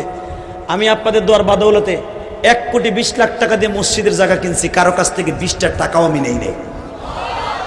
3.5 কোটি টাকা মসজিদে খরচ হয়ে গেছে এই পর্যন্ত, 1 বস্তা সিমেন্ট আমি কারো কাছ থেকে চাইয়ে নেই নেই। আপনারা প্রশ্ন করতে পারেন বক্তার এত টাকা নিয়ে কি করে, কোন বক্তা কি করে দেখার বিষয় না, আমি ইলিয়াস রহমান জিহাদি কি করে এটা দেখে আসবা। আর বিশ্বাস নয় এদের কাছে জিজ্ঞেস করে দেখো, আমার এতিমখানায় ছাত্র হলো 200-র উপরে, মসজিদ করছি 3.5 কোটি টাকা খরচ করে, কারো কাছ থেকে একটা টাকা আমি চাইয়ে নেই নেই। আমার নিজের অ্যাকাউন্ট থেকে 3.5 কোটি টাকা খরচ করছি, এটা আপনাদেরই হাদিয়া দেয়া। আলহামদুলিল্লাহ বলেন না? 3.5 কোটি টাকা বারের কাছের কথা না বাবা। শুধু কেন করছি জানেন? এখন দিলটা নরম করবা। আমার মা বলেছিল, ইলিয়াস রে, যদি কোনোদিন টাকার মালিক হস, আমি মা জানি আল্লাহ তোরে টাকার মালিক বানাবে, একটা মসজিদ করিস।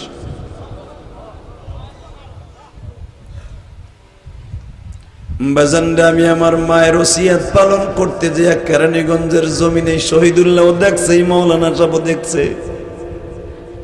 আমি তো বানানো কথা বললে হয়তো আপনারা মিথ্যাবাদী মনে করতে পারেন, এদের কাছে জিজ্ঞেস করে দেখবেন, এত সুন্দর মসজিদটা করছি, আপনি যাইয়া দেখলে যুবক তোর বুকটা ভরে যাবে রে ভাই। যুবক ভাইরে, কেন করছি জানো নে? আমার জনম দুঃখিনী মা বলছিল, ইলিয়াস রে বাবা, কেউ যদি মসজিদ মাদ্রাসা করে, আল্লাহ বলে তার মা বাবারে মাফ করে দিব। তুমি মসজিদ মাদ্রাসা করবা, আমি মা কবরে বসে ভালো থাকবো। আমার মায়ের কবর আযাব বন্ধ করার জন্য বাবা কোটি কোটি টাকা খরচ করে আল্লাহর ঘর করছি। যদি আমার জনম দুঃখিনী মায়ের আল্লাহ মাফ করে দেয় গো কিশোরগঞ্জের ভাইরা,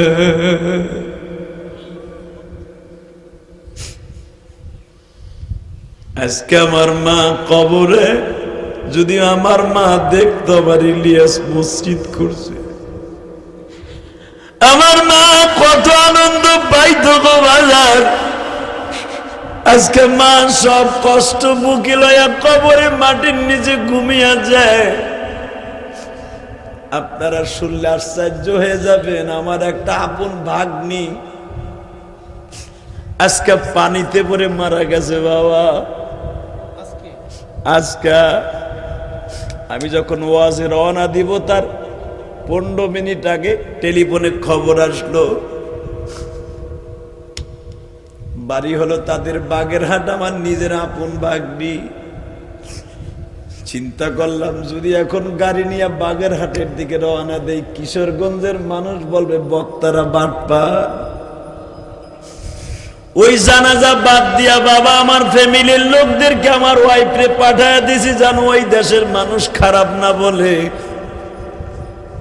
আমার মেয়ে সহ ছেলে মেয়ে সব ওখানে পাঠায় দিছে। আমি এতিমের মতো গাড়ি চালাই আপনাকে ওয়াজে আসছি। একটা বক্তা কত কিছু চিন্তা ভাবনা করে ওয়াজে আসে বাবা। নিজের আপন ভাগ্নি পানিতে পড়ে, মাত্র 3 বছরের ভাগ্নিটা আজকে মারা গেল। জানা যায় না যাইয়া বুকের মধ্যে কষ্ট চাপা দিয়ে আজকে তোমাদের ওয়াজে আসছি। আমি তোমাদের কাছে কিছুই আজকে চাই না, শুধু দোয়া করবা আমার ওই ভাগ্নিটারও সিলাই জানো আল্লাহ আমাদের সবাইকে মাফ করে দেবে বাবা। আগুনে পড়িয়া পানিতে পড়িয়া যদি কেউ মারা যায় সে কিন্তু শহীদ। আলেমদেরকে জিজ্ঞেস করেন, এক তো নিষ্পাপ, ওর কোনো গুনাহ নাই গো বাবা, ওর কোনো গুনাহ নাই। 3 বছর 2.5 বছরের ভাগ্নি, ওর কোনো গুনাহ নাই। দ্বিতীয় নাম্বারও পানিতে পড়ে মারা গেছে। পরে শুধু রাইখা বাবা আমার বোনটা ঘরে আসছে, মাত্র 3 মিনিটের ভিতরে পানিতে পড়ে গেছে। সারা বাড়িতে খুঁজিয়া খুঁজিয়া, গ্রামের বাড়ি পুষ্করণী তো আশেপাশে আছে না আপনাদের, কোন সময় পড়ে গেছে বলতে পারে না। খুঁজতে খুঁজতে প্রায় আধা ঘন্টা চলে গেছে। আধা ঘন্টা পরে বাবা মানুষ পানির মধ্যে নামিয়ে তালাশ করে বাইর করছে পানির মধ্যে। আপনাকে ওয়াজে রওনা দেওয়ার মাত্র আধা ঘন্টা আগেই খবর আসছে আমার কানে। শুধু চোখের পানি ফেলাইয়া বাসার থেকে 2 ফোঁটা পানি ফেলাইয়া গাড়িতে উঠছি। শুধু আমি আপনাদের 2টা পাও ধরে বলে যাই গো বাবা, পৃথিবীতে সবচাইতে করুণ ইতিহাস, মা বাবার সামনে সন্তানের লাশ। আমার বোনটার বোনের জামাইটার অন্তরে কেমন আপনারা বুঝিয়ালন। আল্লাহ আমার বোন আর আমার বোন জামাইয়ের অন্তরটাকে আপনি সবরে জামিল ইখতিয়ার করার তৌফিক দিয়ে দিয়েন। ও বাবা মেনে নেওয়া যায় না যুবক ভাই, তোমার যদি 3 বছরের মেয়ে পানিতে পড়ে মারা যাইতো তুমি বুঝতে কত কষ্ট।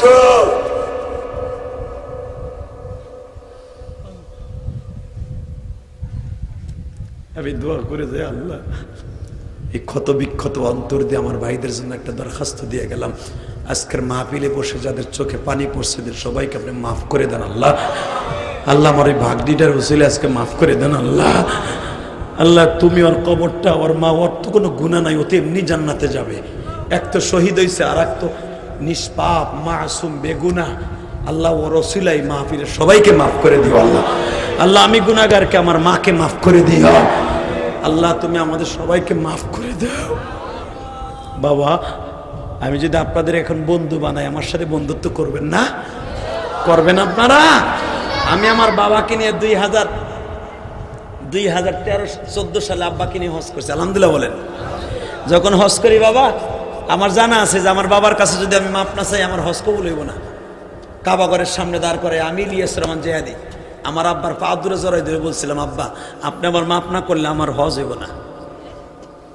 আমার আব্বা আমার বুকের মধ্যে নিয়ে বলছিল, মালিক রে আমার ইলিয়াস রে তুমি মাফ করে দাও। আমার ইলিয়াস যত মাহফিলে যাবে অন্তত একটা যুবকের চোখ দিয়ে হলো পানি ফেলাইবা।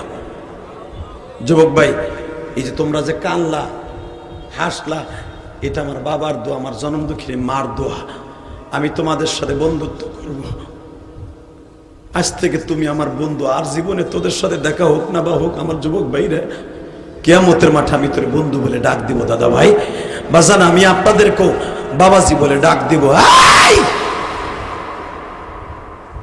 যারা 2 বাপ বেটা একসাথে মাঠে ওয়াজ শুনতে আসছো, 30টা সেকেন্ডে আমি বলার সাথে দুই বাপ বেটা একসাথে দাঁড়াবা। বাপ ওই মাঠে আছে, ছেলে ওই মাঠে আছে, দাঁড়ান তো বাপ বেটা কেটা কেটে আছে, দাঁড়ান তো। এই বাপ বেটা কে কে আছে মাঠে, দাঁড়াও। বাপ বেটা কে কে তুমি জানো না তোমার বাবা আসছে? তুমি জানেন না বাবা আপনার ছেলে আসছে? দাঁড়ান বাপ বেটা, দাঁড়ান একসাথে মাপে। এই ওয়াজ কমিটির যুবক ভাইরা দাঁড়া। 30টা সেকেন্ডে আমি তোরে বন্ধু বানাবো, কোনো দিক তাকাবি না দাদা ভাই। ও কলিজার টুকরা বাজান আমার দাড়ি পাকা বাবা, আমার বাবা যেরকম ভাবে আমারে বুকিনে মাফ করে দিছে, আপনার সন্তানটারে বুকের মধ্যে নিয়ে 10টা মিনিট কানবেন অথবা 1টা মিনিট কানবেন, আল্লাহর কাছে দরখাস্ত দিয়ে বলবেন, আল্লাহ আমার সন্তানরে তুমি বাইজিদ বুস্তামের মতো অলি বানায় দাও, ওরে তুমি বড় চাকরির ব্যবস্থা করে দাও, ওরে জান্নাতের মালিক বানায় দাও। দে বাবা যুবক, দে দৌড় দে যুবক, দৌড় দে যুবক, দৌড় দে, দেখ তোর বাবা কোথায় আছে, দে দৌড় দে। একটা দৌড় দিয়ে বাপরে বুকের মধ্যে নিয়ে কানতে থাকবি ভাই। আমি বলছি একটা যুবক দৌড় দে, একটা যুবক দৌড় দে। যুবক ভাই তোমার বাবা কোথায় আছে দেখো তো, একটা দৌড় দিয়ে বাবারে বুকের মধ্যে জড়াই ধরে নিয়ে কাঁদতে থাকবো।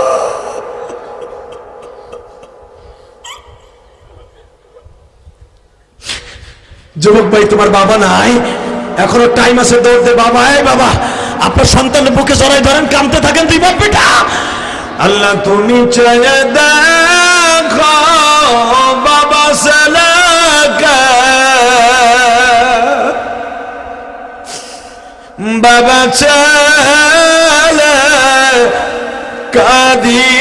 কাঁদিতাছে মাহফিলে। তুমি যুবক ভাই বলবো, হুজুর তো আমার বাবা নাই, আমি কার কাছে মাপ চাবো? যুবতী বোন তুমি বলবো, হুজুর আমার তো বাবা মা নাই, আমি কার কাছে মাপ চাইব? ও আমার সরমনার মুরিদ পাগল ভাইরা, কে কোন পীরের মুরিদ আমি জানি না গো বাবা, শুধু চোখের পানি ফেলাইয়া মাত্র 2টা মিনিট মহলারে বুঝাইয়া খাও, হুজুর আমার তো বাবা মা পাইছে নাই, আমি কার কাছে মাপ চাইয়া জাহান্নামের আগুনকে হারাম করব? জাহান্নামে যখন আমার থাবা মারবে আমি কেমনে সহ্য করব? শুধু আমার মওলারে দেখাইয়া দাও গো বাবা, চোখের পানি দিয়ে আমার আল্লাহরে দেখাইয়া দাও আলী। ওই কবরে জাহান্নামের আগুন কেমনে সহ্য করবা? 99টা সাপে যখন আমার কামড়ানো শুরু করে দিবে, ওই আগুন থেকে, ওই সাপের কামড় থেকে কে আমারে বাঁচাইব? যদি আমার মা বাবার কাছে আমি মাপ না চাইয়া কবরে যাই, আমার কবরে আযাব থেকে কে বাঁচাইব গো আল্লাহ?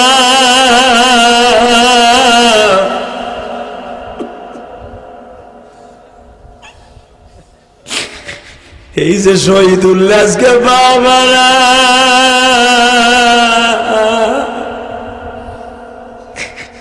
যাদের বাবা নাই, শুধু কান্নার কান্না, আমার আলেম ভাইরাও কাঁদে আর বলে যে ভাই আমিও তো তোমার মতো ছোট কালে মা হারাইছি,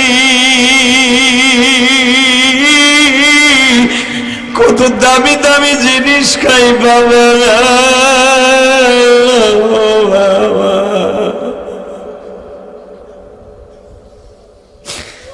আল্লাহ আমার দাড়ি ভাঙা বাজার না খাল্লা,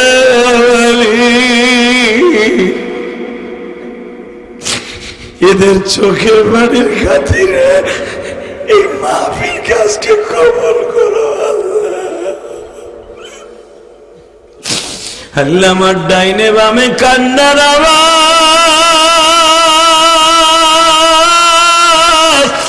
চোখের পানি দিয়া কান্দি, চোখের পানি দিয়া কান্দি, মৌলার দরগায় মেহেরবানি করে মৌলা মাফ করো, দয়ারি সাগর তুমি মাফ করো, কত মানুষ কাঁদে মৌলা মাহফিলে, মাফ কইরা দাও চোখের পানি খাতি রে যুবক ভাই তোর পাও তুলে ধরছি ভাই, ভাই তোর মতো কত যুবক সকালবেলা মোটর সাইকেল নিয়ে বাড়িতে বেরোইছে, আর বাড়িতে আইতে পারে নাই রে ভাই। আরে ঢাকায় রওনা দিয়েছে ইন্টারভিউ দিয়ে আসছো না, আর বাড়িতে আসতে পারে নাই।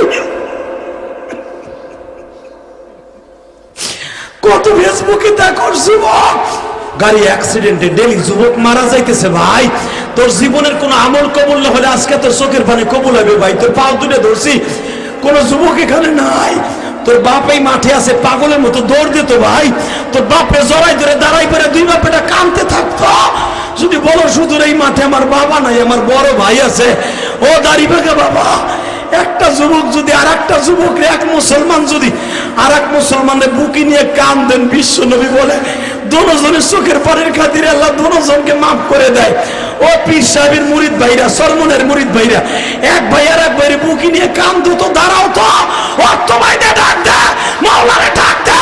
ওই দেখ তুই মুরিদ কেমনে চিল্লায় আর কান্দে, মাওলারে দেখায় দে, আল্লাহরে দেখায় দাও।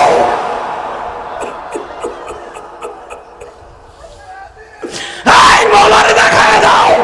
এক ভাই আর এক ভাইয়ের বুকি নিয়ে কান্দো, এক বন্ধু আর এক বন্ধুর বুকি নিয়ে কান্দো। এই যে দেখো কেমনে কাঁদে, আল্লাহ দেখো কেমনে কাঁদে।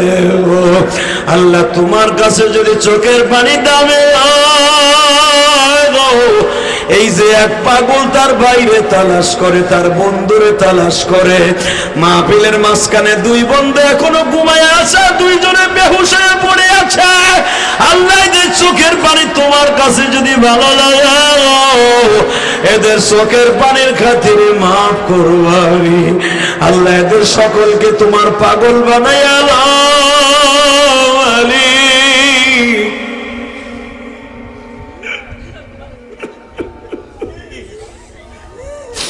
আল্লাহ দেখো স্টেজ আমার বাইরে কান্দা, মাওলার পাগল বলে কান্দে গো।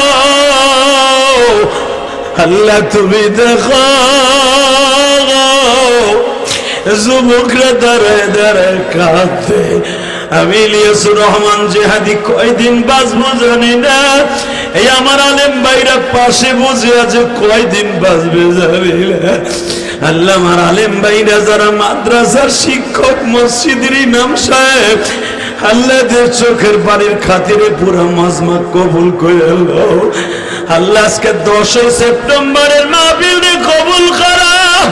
হাজার হাজার মানুষ আল্লাহ দাঁড়ায়া বসিয়া কান্দে গো।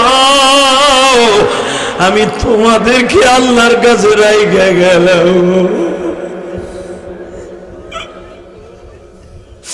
আল্লাহ এদের সকলকে আপনি মাফ করে দেন, জোরে কেন আমিন। আরো জোরে বলেন আমিন। আল্লাহ দেখো এরা কোনোদিন কারো কাছে এইভাবে কান্দে নাই, তোমার দপ্তরে বয়ে কান্দে। এরপরে যদি এদের কবরে 99টা সাপে কামড়ায়, আল্লাহ জাহান্নামের আগুনে তাবা দেয়, তাহলে কার কাছে যাবো? আল্লাহ আলেমুল আমার চোখের পানির খাতিরে আজকের মাজমাকে কবুল করো। এই এলাকার প্রত্যেকটা কবরবাসীকে মাফ করো। আল্লাহ যুবক ভাইদেরকে তুমি ভালো যোগ্যতাশালী বানায় দাও, তালিব আলিম বাবাজিদেরকে হক্কানি আলেম বানায় দাও। আল্লাহ বহুত মাদ্রাসার ছেলেরা দাঁড়ায় দাঁড়ায় বসে বসে কান্দে, এদেরকে আল্লামা শামসুল হক ফরিদপুরি বানায় দাও। আল্লাহ 10 সেপ্টেম্বর সাক্ষী রেখে গেলাম, ইয়াউমা ইদিন তুহাদ্দিসু আখবারাহা, এই জমিন একদিন নাজাতের ওসিলা বানায় দিবা আল্লাহ। বাবা রাত এখন 12টা বাজে, আমি আপনাদের খেদমত আরজ করে গেলাম এই 12:15টার সময়। আল্লাহকে ডেকে ডেকে বলবেন, আল্লাহ জীবনে যত গুনাহ করছে আপনি মাফ করে দেন। 2 ঘন্টা মেহনত করার পিছনে যদি একটা কথা আপনার ভালো লাগে, আমার সাথে ওয়াদা দেন, যদি কিয়ামতের মাঠে আমি বিপদে পড়ে যাই, আপনারা কেউ জান্নাতে যান আমার সাথে নিয়ে যাবেন তো? ওয়াদা করেন যাবেন তো? যদি আপনিও বিপদে পড়ে যান, আল্লাহ যদি আমারে মাফ করে, জানি না করবে কিনা, এতগুলো চোখের পানি আল্লাহ ফিরেই দিবি না বাবা। আমি গুনাহগার হতে পারে, এই হুজুর গুনাহগার, এই হুজুর গুনাহগার, কিন্তু এই যুবকদের চোখের পানি নেককার। আমার নবী যুবক ভাইদেরকে অনেক ভালোবাসে। যুবক ভাই কোনোদিন মারামারি কাটাকাটি, ভাই ভাই মারামারি করিস না, বন্ধু ভাই বেরাদের মিলেমিশে থাকিস। মা বাবার দিক কোনোদিন চোখ গরম দিয়ে তাকায় কথা বলিস না। মা বাবার দিকে যেই যুবকটা চোখ গরম দিয়ে কথা বলবি, তোর এই চোখ দুইটাকে জাহান্নামের আগুনের কেসিতে উড়িয়ে ফেলবে। দুনিয়া একটা মাত্র জাহান্নামের টুকরা, সেটা হলো মা বাবা। দুনিয়া একটা মাত্র টুকরা জান্নাতের টুকরা, সেটা হলো মা বাবা। কড়া মেজাজে তাকাবি, জাহান্নামের টুকরা হয়ে যাবি। নেক নজরে তাকাবি, জান্নাতের টুকরা হয়ে যাবি। অতএব মা বাবার দিকে ভালো মেজাজে তাকাবা তো, 5 ওয়াক্ত নামাজ পড়বা তো ভাই, বিশ্বনবীর বিরুদ্ধে যারা কথা বলবে দাঁত ভাঙা জবাব দিবা তো ইনশাআল্লাহ। আল্লাহু আকবার জোরে বলো তো, আল্লাহু আকবার জোরে বলো তো। এই মাহফিলটা আজীবন হোক, আপনারা চান না? চান আপনারা? কে কে চান দেখে আল্লাহকে হাত উঁচু করে দেখান তো। না মানা মাহফিলটা চান না? সবাই চান? আমি 30টা সেকেন্ডে দেখব। আমার নবী বলেছেন ওই মা বাবা কোনোদিন জাহান্নামে যাবে না। কোন মা বাবা? যেই মা বাবা তার সন্তান ভালো কাজ করেছে, ইলিয়াস রহমান জিহাদির মতো মসজিদ করেছে, ওয়াজের ময়দান করেছে, ওই মা বাবার কবরটাকে আল্লাহ জান্নাতের প্যান্ডেল করে দিবে। যেই মা বাবার কবরটা জান্নাতের প্যান্ডেল হওয়ার জন্য তারা ওয়াজের প্যান্ডেল করে দিবে। আমি 30 সেকেন্ডে একটা আল্লাহর ওলি চাই, আমারে বলে দেয় নাই তারা, একটা ওলি চাই, একটা ওলি। আমি তোমার বন্ধু বানাবো। আগামী বছর ওয়াজ হবে, এই প্যান্ডেলটা করতে যে কয় টাকা খরচ হয়, তোমার মা দুঃখিনীর কবরটা জান্নাতে টুকরা করার জন্য, তোমার বাবার কবরটা জান্নাতে টুকরা করতে, এই জান্নাতের প্যান্ডেলের খরচটা আগামী বছর কে দিবা? সময় 30 সেকেন্ড। যে কয়জন হাত উঁচা করছেন দাঁড়ান, সব কয়জন দাঁড়ান, আমি দেখব। 1 2 3 4 আলহামদুলিল্লাহ বলেন। শোনেন, আমি চাই বসবা না ভাই, বসবা না, দাঁড়াও, তোমার আল্লাহ দেখুক, রানিং ক্যামেরা দিয়ে ছবি টোক। বাবা আপনি দিবেন প্যান্ডেল, আপনি দিবেন বাবা, মাইকের খরচ আপনি দিবেন ইনশাল্লাহ। আপনি আমার বাবা, যেরকম মারহাবা। আর আপনি বাজান, আপনি দিবেন আগামী বছর ইনশাল্লাহ তাআলা যত লাইটের খরচ আছে সব দিবেন। আর আপনি দাদা ভাই দিবেন পোস্টারের খরচ ইনশাল্লাহ বলেন। আর বাকি আছে কে? জাগো দিছি তারা বসেন, আর যারা বাকি এখনো উঁচা করছেন বসেন, জাগো ওয়াদা দিছি দিছেন, আর জাগো দেই নাই তারা দাঁড়াই থাকেন। আমার এই দাদা ভাই আগামী বছর দ্বিতীয় বক্তার যে কয় টাকা লাগে, 10,000 লাগুক 20,000 লাগুক, আপনি দিয়ে দিবেন ইনশাল্লাহ। আপনি কি করেন দাদা ভাই? চিনেন? শহীদুল্লাহ চিনো? আল্লাহ তুমি আমার এই বন্ধুরে আমার বন্ধু বানায় দাও। আগামী বছর দ্বিতীয় বক্তা যত টাকা লাগে আপনি দিয়ে দিবেন ইনশাল্লাহ। দাদা ভাই তোমার আমি কি দিয়ে যাব? তোমার আমার মনের থেকে একটা জিনিস দিয়ে গেলাম। আগামী বছর যে কোনো একটা বক্তার খরচ যদি তোমার কাছে চায়, যে কয় হাজার টাকা হোক, দিবা তো? তুমি কি করো? ব্যবসা করো? আমি তোমার বন্ধু বানাই গেলাম, যেরকম মারহাবা। আমার বাবাজি পোস্টার, আমার বাবাজি মাইক, আমার বাবাজি প্যান্ডেল, আমার বাবাজি মাইক পোস্টার কারে দিছি? আমার ভাইজান রে। তারপরে লাইট কারে দিছি? আমার এই দাদা ভাইরে। ইনশাল্লাহ তোমার ওয়াজ করাইতে আর সমস্যা নাই ইনশা। আর আমার ভাইরে দিছি দ্বিতীয় বক্তার দায়িত্ব, আর আমার ভাইরে দিছি 3 নম্বর বক্তা হোক, 2 নম্বর বক্তা হোক, 4 নম্বর বক্তা হোক, যে কয় টাকা হাদিয়া এসে আপনি দিবেন ইনশা। কারণ প্রধান বক্তার টাকা অনেক, এটা আপনাকে দিতে হয় আরেকজনকে। আচ্ছা তাহলে আপনারা দুইজনে মিলাই দিয়ে দিবেন, প্রধান বক্তা ছাড়া বাকি যে বক্তা আসবে ইনশা। এখন বসেন, আমি মাত্র জি আসবো, তাই আল্লাহ কই দাও কেমনে কান্দে তোমার কাছে। তোমার আব্বা বাইসে থাকলে দেখবে কান্ত। আল্লাহ ভাইয়ের চোখের পানির খাতিরে শহীদুল্লাহর বাবার কবরটা জান্নাতে ঢুকা বানাই দাও। শহীদুল্লাহ যে মুআজ্জির আয়োজন করছে গরমের ভিতরে, আপনি হাজার হাজার মানুষ বসে আছেন। এই যুবক ভাই, তোমার প্রত্যেকটা গ্রামে গ্রামে এরকম একটা জান্নাতের মেলা মিলাইতে পারোস না? পারো না ভাই? পারো না তোমরা? 50 জন যুবক একটা কমিটি করো, যে ভালো ভালো উলামা একরাম এদেরকে এনে, যাদের কথা চোখের পানি আসে, ওয়াজ দিবা। এই এতগুলা মানুষের চোখের পানি আল্লাহ দুনিয়া সব বৃথা দিলেও চোখের পানি কোনদিন বৃথা দিবে না। অতএব আমি মাত্র 8 থেকে 10 জন যুবক অথবা বাবাজি চাবো এই গ্রামের আশেপাশে যাদেরকে চেনা আছে, আগামী বছর মাহফিল হলে আপনার জনম দুঃখিনী মায়ের নামে মাত্র 5,000 করে টাকা দিবেন। দাঁড়ান তো, 8 থেকে 10 জন লোক লাগবে। কে কাছে? দাঁড়ান তো, 8 থেকে 10 জন 5,000 করে টাকা চাইছে, বেশি না।